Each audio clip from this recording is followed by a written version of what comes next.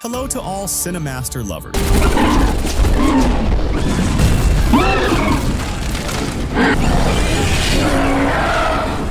Hope you enjoy watching. Let's get started. At the beginning of the 20th century, the world was on the brink of environmental collapse, and the only hope for humanity to survive lay in the past, 85 million years ago. At that time, greenery had become extremely rare because the earth was no longer suitable for agriculture. When Jim returns home with an orange, his family is overjoyed. Since the air is completely polluted and people are living under harsh conditions, the government implemented a law allowing only 2 children per couple to ensure population control. Since Elizabeth has 3 children, she has to hide her youngest daughter in a secret compartment within the wall to avoid the police discovering her. After the police receive a tip, a group of officers raids the family's apartment and begins searching the place. Zoe, scared by the commotion outside, starts crying softly, which leads the officers to find her. Jim decides to protect his daughter, starting a fight with the officers and overpowering them. However, he gets hit with a stun gun and is arrested. Years later, Elizabeth visits her husband in Golan prison and discovers that he is very ill due to the polluted air in the prison. She went there to inform him that she and the children had found a new land. Jim insists that his family must go there because he knows they will have a chance to start a new life. However, Elizabeth explains that the government will not allow her to take Zoe with her, as according to the law, the girl should not have been born in the first place. Since the visit is secret, Elizabeth only has 5 minutes before the other guards appear. As she's about to leave, she gives Jim an air filter. After she leaves, the prisoner notices a laser gun hidden inside the mask and realizes he can use it to escape. Indeed, after escaping from prison, Jim boards a train and removes the tracking chip implanted in his skin. His next mission is to retrieve a bag full of weapons and money that his wife had hidden in a safe place. Afterward, he heads to the gathering point where Elizabeth and the children are waiting. Before leaving, Josh bids farewell to his fiancée, promising to find a way to bring her to the new land, even if he has to return for her later. After handing over the money bag to an officer who had agreed to help him, Jim takes the bag Zoe had hidden and uses a shortcut to reach the bridge that the pilgrims must cross to reach the gate. When he finally finds his family, he notices that the guards are suspicious of him, so he hands the bag to his wife. When Elizabeth sees her husband being arrested by security, she orders Maddie and Josh to cross the gate, assuring them that she will follow shortly. After ensuring his family has crossed, Jim decides to take action. After attacking the guards, he runs toward the gate. Although they manage to reach the new land, the man and his 5-year-old daughter are considered violators. Since Elizabeth is a renowned doctor, she hopes her family will be forgiven because the settlers will need her expertise in this unfamiliar place. Technology had allowed humanity to create a gate that would take them 85 million years into the past. Therefore, it is impossible to predict exactly what dangers the pilgrims will need to protect themselves from. Upon arriving at the camp, the citizens of 2149 are greeted by Commander Taylor, who delivers a speech stating that this is the beginning of a new civilization. His goal is to help these people avoid repeating the mistakes that destroyed the planet in the 22nd century. When he learns of the violators, the commander summons the couple for a private conversation. As expected, after reading Elizabeth's biography, the man welcomes her to his colony, recognizing how valuable she will be there. After instructing one of the guards to take the doctor to see her children, Taylor ensures that Jim is not a threat and suggests he work in the agriculture department. While his family settles into their new home, Zoe decides to explore the camp and encounters a brachiosaurus eating leaves from a tree. She decides to feed it, and when her family sees her interacting with these animals, they are initially shocked but later realize they are not dangerous and are delighted by these creatures. None of them had ever imagined seeing a dinosaur up close. In the morning, Jim begins his work in the garden, tasked with cutting the weeds along the camp's fences. While using a knife to cut the plants, he notices a giant insect crawling on the fence. Startled, he falls but quickly gets back up and continues his work, knowing he must prove his usefulness if he wants to continue living there with his family. Meanwhile, Elizabeth works in the hospital, treating a patient with a large growth on their back, which she has to remove. On his first day in the camp, Josh befriends Sky, who takes him to her home where she lives with other young people her age. Later, Sky convinces the newcomer to leave the camp and go for a drive in the forest. They stop by a waterfall where they swim for a while. Josh notices equations drawn on a rock, and Sky explains that these markings were made recently, but has no idea what they mean. Meanwhile, at the hospital, Elizabeth treats a thief who was captured earlier that morning. Suddenly, the man takes her hostage, and the guard on duty is forced to surrender his weapon to save the doctor. After stealing the gun, Carter barely escapes and is about to cross the gates when Jim sees him. Before his arrest for assaulting the officers who raided his home, Jim had also been a policeman. He immediately realizes something is wrong with the thief's actions. Jim quickly pursues Carter and manages to stop him before Taylor is shot. Grateful for the new man's intervention, the commander realizes he can trust him and decides to reveal what happened in this place years ago. According to Taylor, the criminal who tried to kill him belongs to another camp formed by a group of people who decided to separate from the new land. These rebels are known as the Sixers because they came from the 6th group of pilgrims sent to to this place. One night, this group escaped in the middle of the night after stealing a large amount of equipment and weapons. Later, after climbing a mountain and showing Jim a beautiful view of the city, the commander informs him that he will be promoted and become part of the security team. As they look down, they see two armored vehicles speeding toward them. Taylor informs his base of the arrival of new rebels. As the rebels make their way to the new land, they are pursued by a hungry Carnotaurus. They attempt to fend it off with their weapons, but during the chase, one of the shooters is devoured by another predator that suddenly appears. As the animal approaches from the gates, Taylor orders Jin to take the steering wheel because he is going to make himself bait. After stepping out of the car, the man fires shots to attract the Carnotaur's attention. But as he is about to be eaten, Jin goes back to save him. The two manage to reach the camp safely. At that time, the guards prepare themselves for the attack. When the gates close, the predator decides to leave. The next problem the commander and his team need to deal with is the 6th rebels, who manage to infiltrate the base. However, Emily reveals she went there only to rescue Carter. Knowing that Taylor would not easily hand over his prisoners, the woman suggests making a deal and offers a box filled with rare Naisaki metal as payment to retrieve Carter. Knowing how rare this material is and that the 6th rebels control the mines, Taylor agrees to the deal. In addition to Carter, Emily demands medical supplies and ammunition, but the commander refuses to provide weapons to the rebels. After taking the medical supplies, Emily and her team head back home. On their way, they notice a sky vehicle, which its owners use to reach the forest. The rebels stop to steal the vehicle's power cells, but are surprised by the arrival of a killer who easily kills one of their team members. When Taylor reviews the surveillance cameras, he discovers that his young soldiers left the area and stole a vehicle for leisure. Jin, upon learning that his son is in danger in the forest, panics and informs his wife about the situation. Elizabeth decides to help her husband search for their son. By the end of the day, Sky and her companions return to the vehicle to leave, but discover the power cells have been stolen, leaving them unable to restart the vehicle. On the other side of the river, Sky notices a rebel vehicle parked and decides to approach it to retrieve her vehicle's battery. However, she immediately discovers an injured man inside the vehicle. They must unite to avoid being eaten by a predator approaching them. Fortunately, Sky manages to close the armored vehicle's door seconds before the killer reaches them. Now, the next challenge is to escape from there. As the war tank's power begins to fail, Sky realizes that Hendrik is severely injured. She asks Josh for help to stop the bleeding and starts thinking of a way to get her friends out of there safely. As night falls, other killers appear, circling the vehicle. If the group doesn't leave quickly, more dinosaurs will appear to eat them, as this species typically hunts in packs at night. While trapped, Hunter finds a radio inside the vehicle and contacts the commander, who is searching for them in the forest with a rescue team. The boy tries to pinpoint their location. Suddenly, the predators begin their attack, attempting to destroy the vehicle. To delay them, Sky and Josh grab guns and start shooting, but the bullets are insufficient to penetrate the dinosaur's armored skin. Fortunately, the group scares off the creatures with the sound of gunfire, causing them to retreat. However, their radio connection is cut off, and they can no longer communicate with the commander. At this moment, Tasha decides it's time to escape before the creatures return. Her companions are unable to leave the vehicle, so she runs aimlessly through the forest. Suddenly, a killer appears and attacks her. Luckily, Tango finds her, and the rescue team locates her. When Guzman sees his daughter severely injured, he tries to comfort her. Elizabeth administers first aid with Tasha's help. Meanwhile, Taylor tracks down the other young soldiers and follows them. The feral killers return to launch another attack. After tearing off one of the vehicle's doors, a creature grabs Hunter and drags him out by his leg. Immediately, his companions rush out to save him, shooting at the creature. When the dinosaur flees, they help Hunter up and run to the vehicle they use to reach the forest. While Max and Josh reinstall the power cells, Sky takes responsibility for protecting the team. However, she runs out of bullets. At this moment, Max is attacked, and the group is surrounded by the approaching gang, ready to devour them. Before the attack, the commander arrives with his team, using night vision goggles to chase the creatures away. During the rescue, the guards split up to distract the predators, allowing Sky and her companions to board the vehicle. When Jin sees one of the creatures approaching his son, he quickly orders him to shoot, successfully injuring the dinosaur. Once the killers retreat, Taylor and Jin follow Jack to take him to the camp for medical care. Upon inspecting the war tank, they realize the rebel escaped. After the rescue mission, the teams return to the camp, and Elizabeth is relieved to see her son alive. After dinner, Jin and his family step outside to gaze at the sky, rejoicing at the sight of the full moon. In 1249, the air was so polluted that it became impossible to see the sky. Late at night, a group of soldiers transport supplies to Site 3 when they suddenly notice a flat tire. As the men step out to fix the issue, they are surrounded by animals observing them from the treetops and fall victim to an attack. The next morning, Elsa takes the new recruits to the camp to participate in survival training, teaching them what to do if lost in the forest. After reviewing the recruits at the camp, the woman joins the commander on a mission to search for the missing guards who were supposed to return to the new land long ago. In a short time, Jin becomes one of the soldiers Taylor trusts the most, so he recruits him for this mission. When the team finally locates the missing guards, they discover they were brutally killed, their eyes gouged out. In an attempt to identify the animal responsible for the attack, the soldiers decide to bring the bodies back to the camp. Jin asks his wife for help with the analysis. With the assistance of her colleague Malcolm, Elizabeth gathers information to help the guards identify the predators. According to her, the bites and attack style do not match any species recorded in the database, indicating they are dealing with a creature never seen before in the area. At night, while in the room with her husband, Jin hears a frightening sound outside. He steps out to investigate. At that moment, he and Josh see a flock of prehistoric birds and throw stones at them to scare them away. However, they are chased and forced to run and hide. Jin is bitten while trying to fend off the animals. He realizes that they might be the ones who killed the soldiers. Malcolm, after receiving a warning about the presence of these pterosaur birds, suggests sending a research team to the area to observe them and figure out what is causing these attacks in the first place, since these small creatures only attack if they feel threatened. But Taylor doesn't agree with his strategy and says that all scientists are prohibited from leaving the compound until they find a reliable way to stop these creatures. A few hours later, while Josh is walking with Sky in the market, he sees the same birds that attacked them the previous night, gathered on the photo netting. But now these creatures are in a much larger flock and begin attacking humans for no apparent reason. Quickly, the two of them hide under a table for shelter, just like everyone else in the area. After a few minutes, the flock leaves, and fortunately, the 36 injured individuals all survive. Malcolm, upon finding the body of one of these creatures, decides to take it to the lab for study and shares his theory about the reason for the attack. According to him, these creatures are migrating, which is why they hadn't been seen in this area before. The bad news is that if his theory is correct, a larger number of these birds will arrive, meaning new attacks are imminent. After conducting a scan of the surroundings using aerial cameras and activating heat sensors, Taylor and his team discover that millions of these birds are hiding under the trees. According to Elisa, 3 years ago, an exploration team found eggshells in this area, but since there were no signs of nearby animal life, they decided it would be a good spot to build the new land. Since the eggshells enriched the soil, the ground there became very fertile, which was one of the reasons Taylor considered this location a good choice for establishing the camp. What no one could have predicted at the time was that this area might be a nesting ground for a species of animals. Upon hearing this, Malcolm concludes that the pterodactyl birds are attacking because they consider humans intruders who have invaded their nest. They are occupying the place where these birds are accustomed to laying their eggs, and he knows new attacks are coming. Taylor then orders Elisa to make an announcement telling civilians to stay in their homes until a way to repel these creatures is discovered. Malcolm and Elizabeth need a pair of these creatures alive so that scientists can study their physiology. Later, Taylor and Jane go out hunting. Taylor manages to collect samples, which are immediately sent to the lab. After some research, Elizabeth and Malcolm discover that they can use the creatures' pheromones to lure them to another location. Since this substance regulates their egg-laying instinct, the scientists produce 50 liters of the pheromone to transfer it. This substance will be used to draw the creatures away from the camp. At that exact moment, the camp is invaded by a swarm of dinosaurs trying to break into residents' homes. Despite all doors and windows being locked, the birds manage to break into Elizabeth's house and attack Mark, who is standing guard to protect the youth. In an attempt to escape the attack, Josh orders everyone to run to the med room, but Zoe is frozen with fear and hides under the table. When Josh sees his younger sister in danger, he rushes to the kitchen to save her. He takes her to the room with the others. After placing the manufactured pheromone inside a barrel, Taylor transports it outside the city, and the creatures attracted by the scent follow it. The next morning, all the residents of the new land return to their routine, but Elizabeth is worried about her husband, who hasn't returned from his mission. When she finally sees the car approaching the gates, she relaxes and runs to embrace Jane. When asked about the mission's success, the leader says that the pterodactyl birds are now in the mountains and have chosen that location as their new home. During a field study, a scientist observing insects in this part of the forest leaves his lab to search for one that escaped. When he steps outside, Jonathan sees a Carnotaurus, is amazed by it, and then gets eaten. 3 days later, when Taylor realizes he can't contact the scientist, he decides to check on him, taking Elizabeth along to document the situation as a doctor. When they arrive, the team notices that the place has been breached, and they enter the lab to begin their investigation. While exploring the area, the leader finds a room full of patients suffering from a type of dissociative disorder. Although they appear healthy with normal vital signs, none of them have any idea where they are, having lost all memory of the past years. When Elizabeth watches a recording made by Dr. Jonathan before he was eaten, she discovers that a pathogen is behind this memory loss. She decides to continue his research to ensure her team doesn't encounter the same pathogen and suffer the same symptoms. According to Taylor, the team won't return to the city until Elizabeth figures out what's happening, as the leader doesn't want to risk exposing the entire colony to the disease. The next morning, Jane goes to talk to Elisa to find out why his wife hasn't returned yet. He learns that the Site 1 is under quarantine because the leader reported a potential pathogen the previous night. No one is allowed to go there to avoid the risk of infection. When Jane discovers that Elizabeth might be in danger, he immediately decides to follow her and borrows Malcolm's car. Malcolm insists on accompanying him. When they arrive at the Site 3, the two of them see 2 dinosaurs trying to eat the cables supplying power to the base. The men manage to scare them off and pass through the gate. Knowing the area is contaminated, they use air filters to protect themselves. Suddenly, Jane is attacked by his wife, who doesn't recognize him but remembers Malcolm, as they studied together years ago in medical school. When Jane sees Elizabeth hugging another man after attacking him, he is shocked and tries to understand what's happening. After a brief conversation with his colleague, Malcolm realizes she has lost 20 years of her memory and believes she is still in university. After reading the notes made by his colleague, the scientist discovers she has been exposed to a pathogen causing memory loss. He asks Elizabeth for help in finding a cure. Meanwhile, Jane hears a noise coming from inside the base and decides to investigate to ensure there are no hidden dangers. During his search, he finds the leader Taylor, the one who storms the hideout and takes the officer as a prisoner because he thinks he's still an infiltrator. After attacking the man who is supposed to be his enemy, Taylor sets off on his way to the new land with his mission being to rescue his wife quickly, and Jean returns to the labs to report what happened. After that, the team deals with a bigger problem now. If the leader reaches the colony, he could infect all the inhabitants, and since communication with Site-3 has been cut off, Jean can't contact Alyssa to inform her of what happened. So, the scientists must hurry to find the cure before it's too late. At this time, he asks for Malcolm's help to take the man to the hospital because he found him lying at the end of the lab. When they arrive there, the doctor begins to show the first symptoms of memory loss and asks himself why he's dragging this body. Suddenly, a dinosaur appears, and Jean locks himself and Malcolm inside a room to ensure the animal can't reach them. After setting a trap to lure the creature, the officer manages to capture it. Malcolm has to be pushed aside because the man begins to lose his mind. At this moment, Elizabeth appears, and Jean says he had no other choice. Unlike Malcolm, the officer has shown no symptoms since being exposed to the pathogenic substance, which means his body has some immunity to it. After hacking the computers, Jean and Elizabeth discover that one of the scientists working at this base was conducting secret genetic experiments and accidentally released a pathogenic substance into the air that can cause memory loss. Suddenly, Jean starts sneezing and realizes he has a cold. Elizabeth immediately notices that this is why he wasn't affected. The doctor hypothesizes that the substance causing the cold counteracts the other substance causing memory loss. From here, she figures out how to create an antidote. In the morning, when they arrive at the new land, Elizabeth discovers that the leader was captured while trying to infiltrate the camp. She uses the substance she developed overnight to help him regain his memories. And that's a summary of the first 3 episodes of the series Terra Nova 2011. See you in a new summary. Thanks for watching.